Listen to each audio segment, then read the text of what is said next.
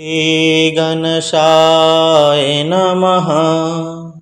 श्रीविष्णुरष्टाविंशतिनामस्तोत्रम्। अर्जुन उवाच किं नु नाम सहस्राणि जपते च पुनः पुनः यानि नामानि दिव्यानि तानि चाचक्ष्व केशव।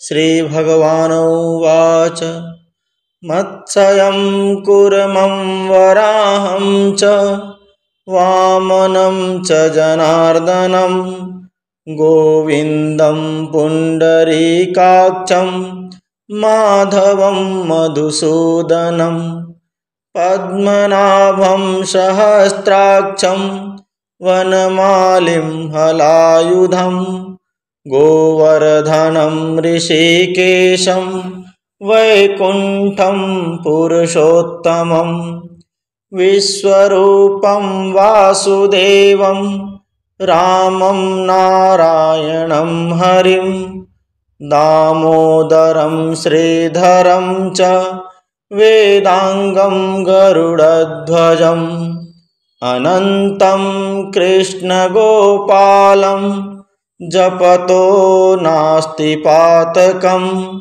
गावं कोटिप्रधानस्य अश्वमेधशतस्य च कन्यादानसहस्राणां फलं प्राप्नोति मानवः अमावास्यां वा पौर्णिमास्यां एकादश्यां तथैव च सन्ध्याकाले स्मरे नित्यं प्रातःकाले तथैव च मध्याह्नकाले च जप नित्यं सर्वपापैः प्रमुच्यते।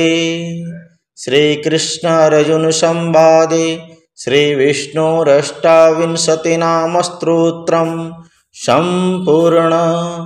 ओम नमो भगवते वासुदेवाय।